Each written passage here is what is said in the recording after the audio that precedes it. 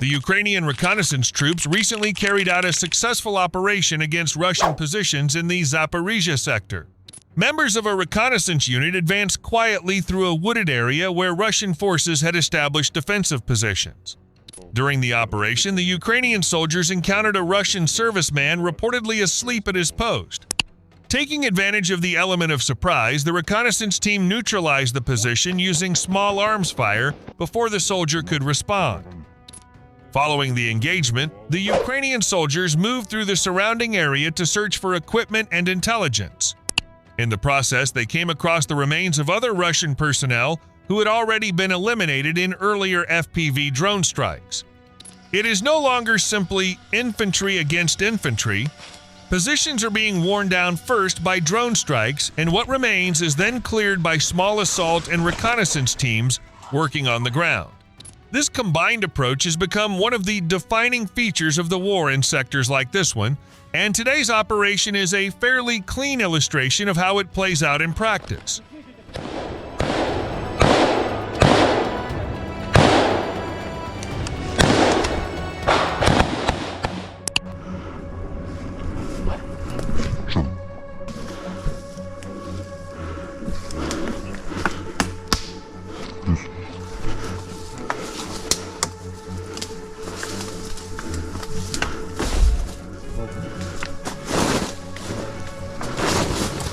У нас тут двоечка. Ранение есть? Снимай каску нахуй. Каску снимай, сука. Поднялся. Лицом ко мне. Лицом ко мне еще раз. Снимай. Рация сюда. Рацию сюда. Что ты?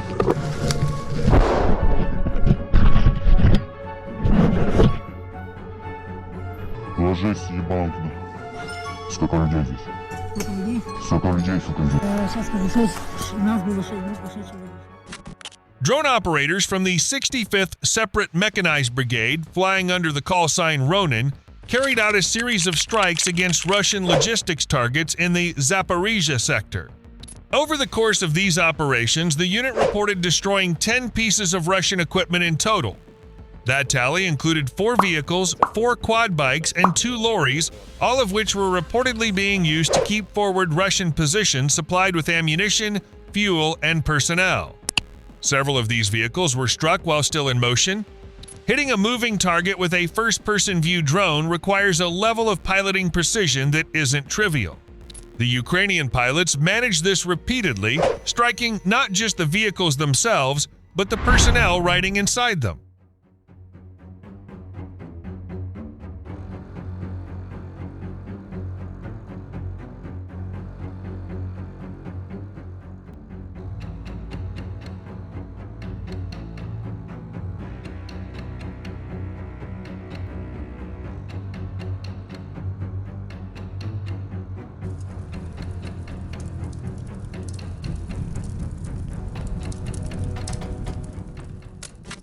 Let's shift now from the south to the eastern front, where the fight is playing out largely in the air. In the Kostiantynivka sector, fighters from the Predator Combined Brigade, a unit operating under Ukraine's Patrol Police Department, reported an unusually intense hour of close-in air defense.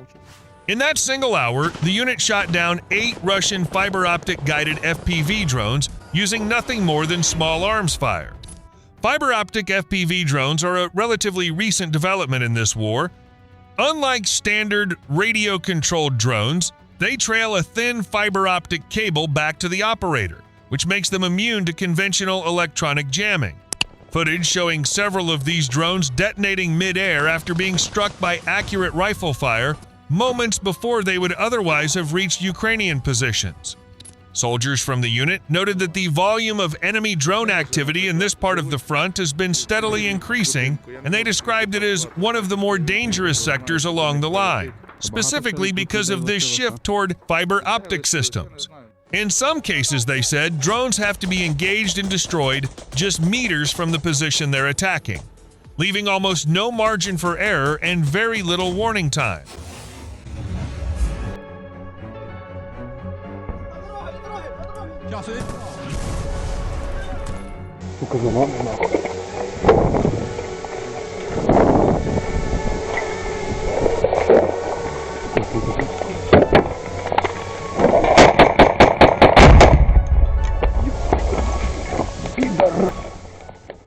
From the skies over Kostiantynivka, we move now across the international border to a strike carried out well inside Russian territory itself.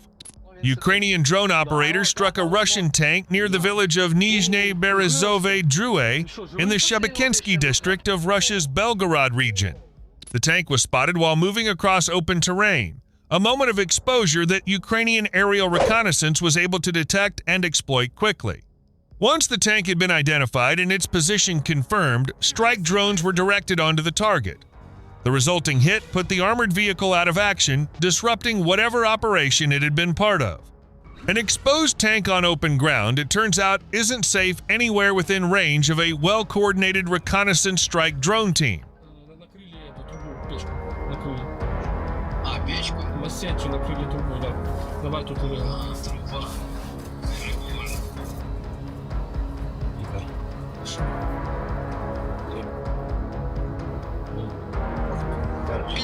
Пидор бегает, блядь. Да ёбаный в рот, блядь. Да. Тільки світить, Там ПГшка была, ну, бля. With that strike in mind, it's worth turning next to a statement from a country that borders this conflict without being a direct participant. Belarusian Defense Minister Viktor Krenin addressed the security situation along the country's borders this week, stating that the overall military and political picture remains stable. According to Krenin, Belarus has not detected any indications that either NATO or Ukraine's defense forces are preparing what he described as a surprise attack, speaking about NATO activity specifically. Krenin said that monitoring of neighboring Western militaries has shown minimal movement, a small number of exercises and comparatively few flights, which points towards stability rather than escalation.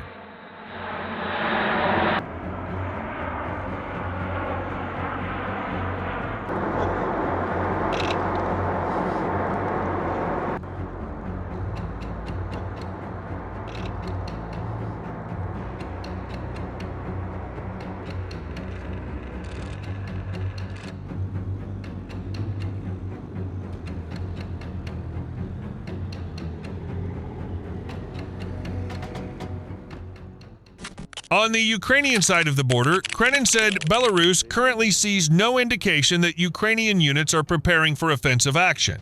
Rather, he characterized their posture as defensive. He added that, regardless of rhetoric elsewhere, Ukraine has little practical incentive to open a new front of tension along its border with Belarus while it remains engaged elsewhere. That said, Krenin was careful to note that Belarus is not scaling back its own military posture. He confirmed that a minimum contingent of special operations forces remains deployed along Belarus's southern border, working in coordination with border guard units. Routine training continues as well, incorporating findings from a comprehensive military inspection carried out earlier in the year. In other words, no alarm being raised, but no relaxation of readiness either.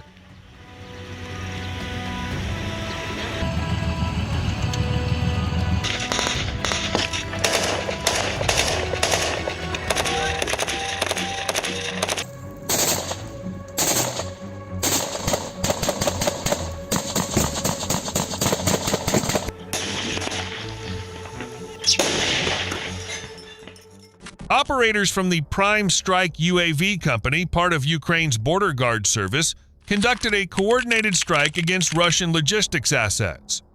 Using aerial reconnaissance to first detect and track enemy vehicle movement, the unit went on to destroy 11 separate pieces of equipment in what was described as a large-scale neutralization operation.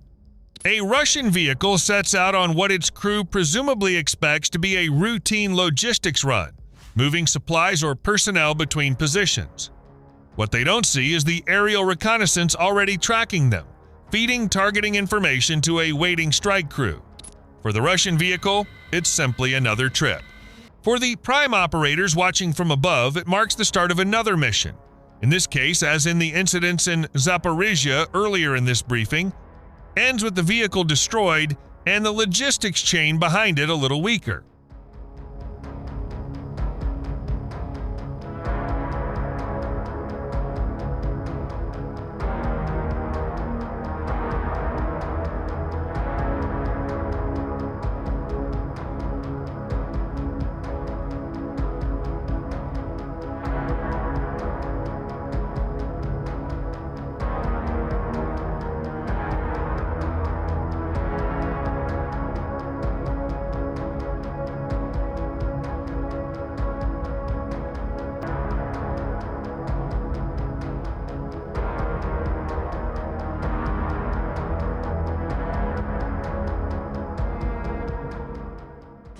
We turn now to the sector that more than any other, right now, is drawing the weight of Russia's offensive effort.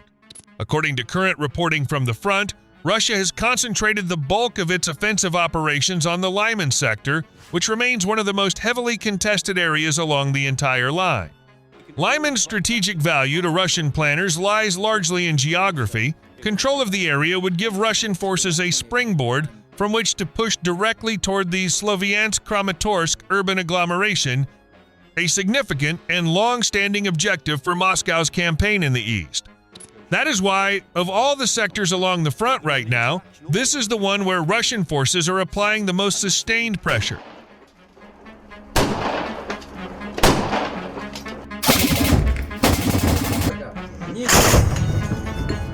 Двое пошли! Принял, работаем!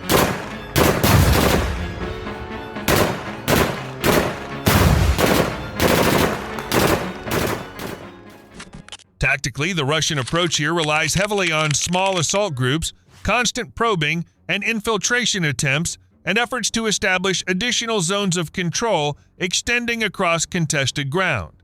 Ukrainian assessments suggest that Russian forces in this sector are not operating under any significant resource constraints, which allows them to sustain pressure not just at Lyman, but along large stretches of the broader front line simultaneously.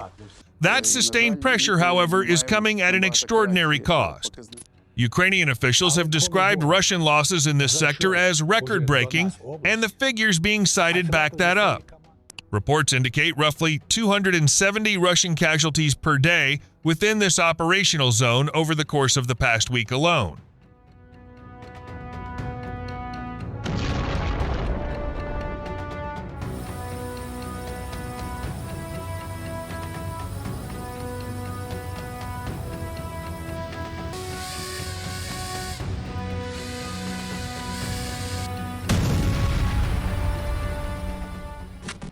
Directly tied to the fighting in this broader area is the next update, which comes from just to the south in the WWHistoria sector.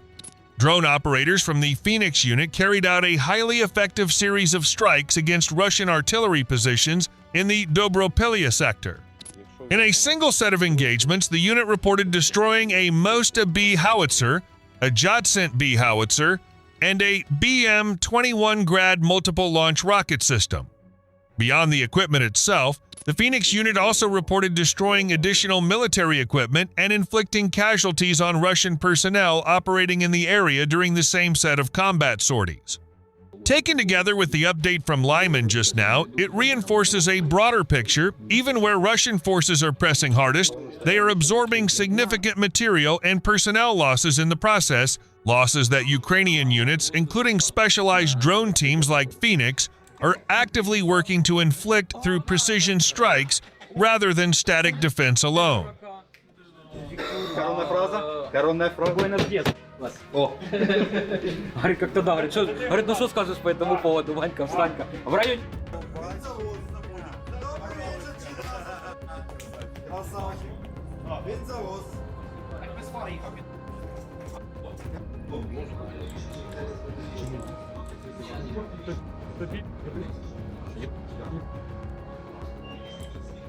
Она открытая, походу. Это десант, походу.